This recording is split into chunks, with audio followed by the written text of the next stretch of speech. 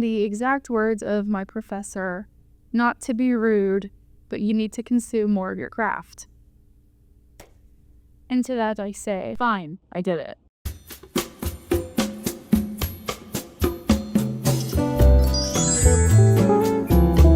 If you know me, you know I don't watch anything. And so my New Year's resolution for 2024 was to actually watch something if someone sincerely recommended it to me. I will also be reviewing these with her, because the first time we filmed this, I'm not gonna lie, I left out a bunch of thoughts. So we're gonna help each other out. We're gonna start off strong, Brokeback Mountain. Brokeback Mountain! I'm gonna rank all these based on 3 things. Would I watch it again? Did I enjoy it? Would I watch it again? And 3, Brokeback Mountain. Would I watch it again? Yes. Did I enjoy it? Yes. Honestly, it takes me a few days to process how I feel about films, because immediately you have that like first reaction, like, oh my god, that was great, that was boring, that was scary. And so when I first filmed this, those were my more initial thoughts when I just kind of word vomited towards the camera. Now I've had time to sit and think about what I said. And I can't seem to like it more than I did at first, because there's a lot of bird and animal sounds.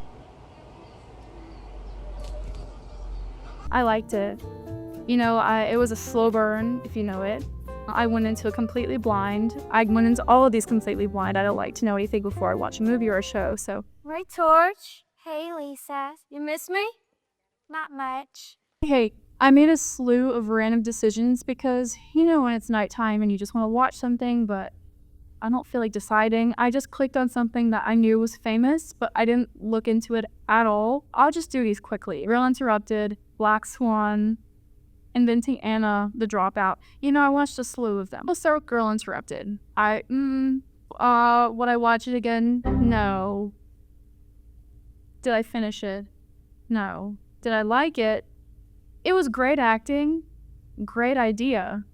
Not for me. I told my sister and my best friend that I watched it, and the next day they both were like, hey, run things by me first, because I would have told you you're gonna hate it. But you know, I was like, you know, I'm a film person, I should watch this famous looking movie, and that was intent. Now, Black Swan was the same story. I sat down, get this, back up. I was Black Swan for Halloween, if you watched my previous video. Had I seen the movie yet?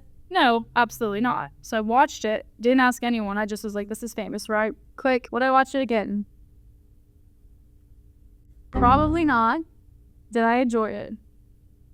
You know, I'm not sure. The movie ended and I just kind of sat there frowning at the screen, pulled out my phone without changing my face, took a picture just to see how I looked. Did I look like I enjoyed it? And I saved her just for you guys. No, I'm not exaggerating when I said that's how I froze. It was really well done. I was confused as you're supposed to be. I will say I loved the dancing. Her audition, I was like, love to be here, love to watch it, love to consume it. Go her. I loved how they had her not do well in her audition. And then she went to like ask her apart. Then he kisses her and she bites him. And then he says nothing and just casts her as the Black Swan. I thought that was... I was watching it like this half the time. The Handmaiden was pitched to me. I'm gonna pitch it to you like I was pitched to me. You wanna watch a lesbian movie? I watched it on an airplane knowing nothing about it. Now it's won a bunch of awards, but that's all I'm gonna tell you because that's all I knew going in. Did I like it? Yes. Would I watch it again? I already have. This one was really dark. And normally you have to catch me on the right day to watch dark stuff like this, but I really did enjoy it. Like, at the end, it was plot twist, and then it untwisted, that twisted again.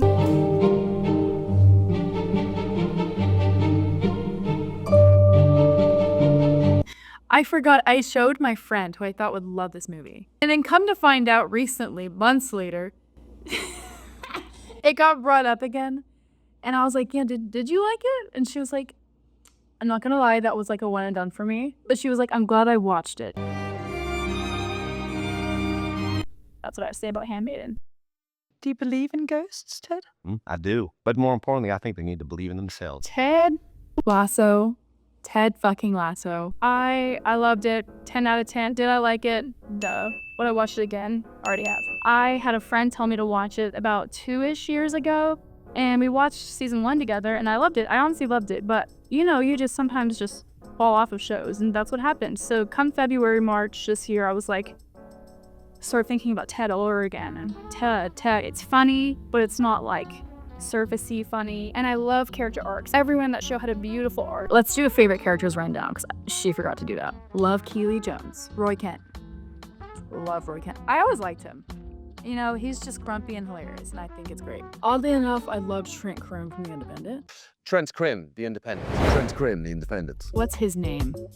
What's the guy that says Keely? Love Jamie. And I love when him and Roy become friends. Anyway, Ted's a duh. Ted's hilarious. There's not really a character. Oh, actually, fucking Nate. He ruined the show. God, he doesn't really have a redemption, and he does kind of, and it's like a 2%. Honestly, like I don't need a villain. It's like just such a little whore. Thanks, Megan, for telling me to watch that, because I watched the hell out of that one. What are you doing? Don't you fret, my fine furry fella. In a matter of minutes, your relationship dilemma will be in the past, where I am rounding up the Diamond Dogs. Who the fuck are the Diamond Dogs? It's just a group of people who care, Roy. Okay, so this is about you and Keely, right? Saw this coming. Nothing like the early days of courtship. Okay, this is my fucking nightmare. I think the idea of you and Keely is like cookies and cream. Moving on to another show, Hacks. This one was interesting because I was prepared to not like it. It was pitched to me as a comedy. I'm really picky about comedy, as I think everyone kind of is. If it's not your kind of humor, it's not your kind of humor. And so also, like, it's a comedy. Oh God. Honestly, Deborah is hilarious. Ava was good enough. That sounds horrible. I liked her. She did get on my nerves every once in a while. Stuff in my head. I love how every time they introduce the title, it's just a silent and it's a different color. The color was never what I expected. Character arc, when we talk about character arc, and you kind of can tell from the beginning, they're gonna like have an arc. They go on the roller coaster. Big arc. Did I like it? Yes. Would I watch it again? Also yes. She would sleep, forget, and forget, and forget. Bly Manor was recommended to me by 12 people, mostly gay. I didn't know it was a lesbian show. It was good. What did I like it? Chess. Would I watch it again? I most definitely would watch that again. I thought the children did great. Like, they were very believable.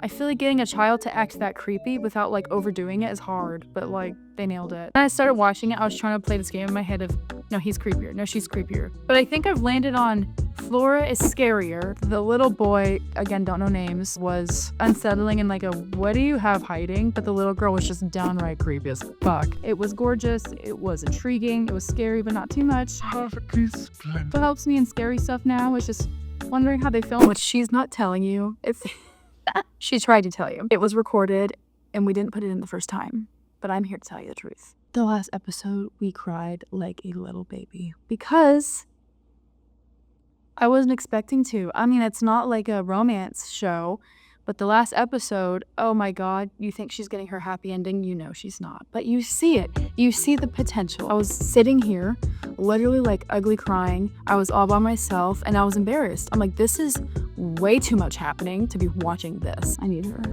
What? You're Shane? You're just a skinny little white girl. Oh. Yeah, I guess I am. How many times was this recommended? I have a complicated relationship with the show because I didn't finish it. We'll start with the ranking on this one first. Did I like it? Yes. Will I watch it again? Probably because I didn't finish it. No. The problem, Jenny, you can say it. The problem was Jenny. She was the main character and I couldn't take it. I think I gave up when she took shrooms and wrote him that fuck-ass letter. I just couldn't, I was like, oh my God, girl. I'm such a hater for a fictional character. It was pitched to me like, have you seen the L Word? You need to watch it. You'd be so into Shane. And so I watched the L Word for Shane and waiting on the first episode like, oh my God, okay. Oh my God. I'm only like in season 2, so I'm about to say some opinions that are probably uninformed, but so far, I still think Shane is the tick. I like the tennis player girl a lot. She's cool. I like the blonde bisexual. Tina and Bet, I could tell from way early on, I'm like, they're not staying together. Something about the shifty eyes and the vibe, I just knew it. I know Maria is a piece of shit, but she's kind of it. Pretty Woman. Did I like it? Yeah. Would I watch it again?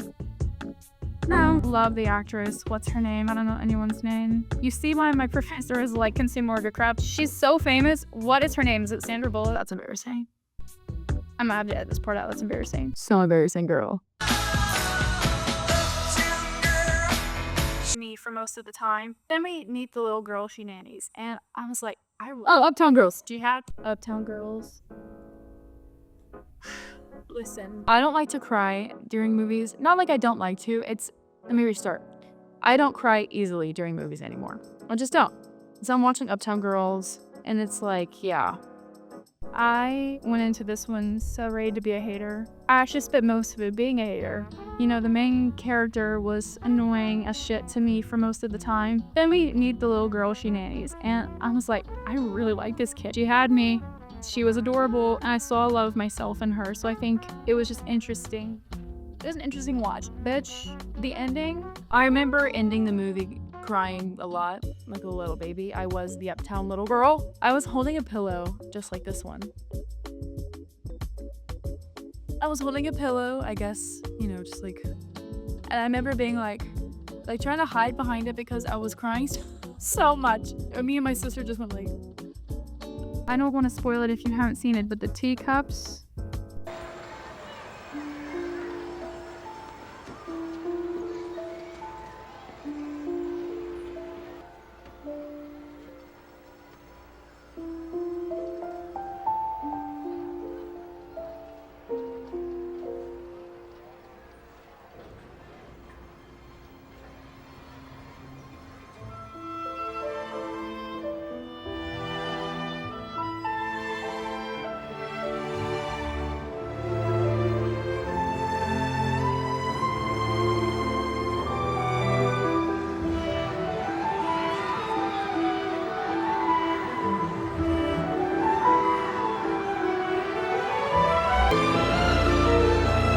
I think about that scene where she's punching her and then she starts to like wear out and like she's obviously not taking it out on her and then she just like wears out. Did I like it?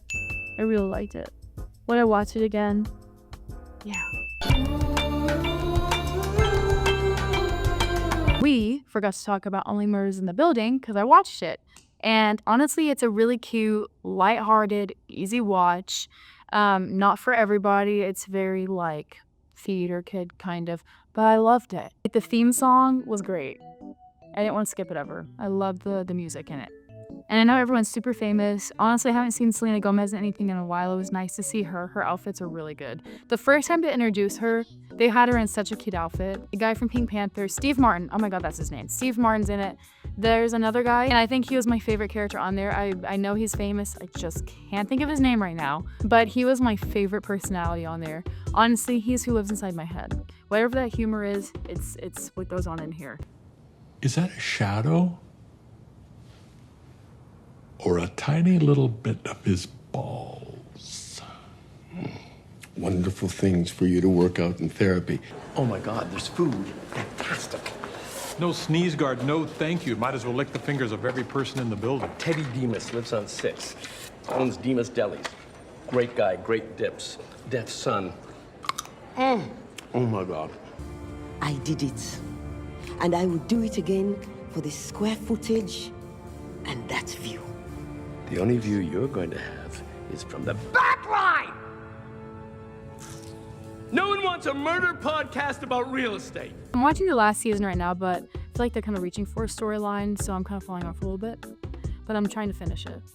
Anywho, love that one. Did I like it? Yeah. Would I watch it again? Yeah, I would probably watch it in like the fall time. It gives fall vibes heavy for some reason. And so I would probably have it on in the background while I'm like, I don't know, cooking, baking. I don't know. But I liked it. I'd watch it again. As always, thanks so much for giving me a watch. I'm not going to stop here. I will continue to watch stuff. If you may, this snowballed me into actually watching stuff. Now I have a little more of an interest. I'm doing better. I don't know how to... I do. Comment, like, subscribe. Thanks. Yeah, that's it. Bye. Pretty woman, walking down the street. Pretty woman, the kind I like to meet.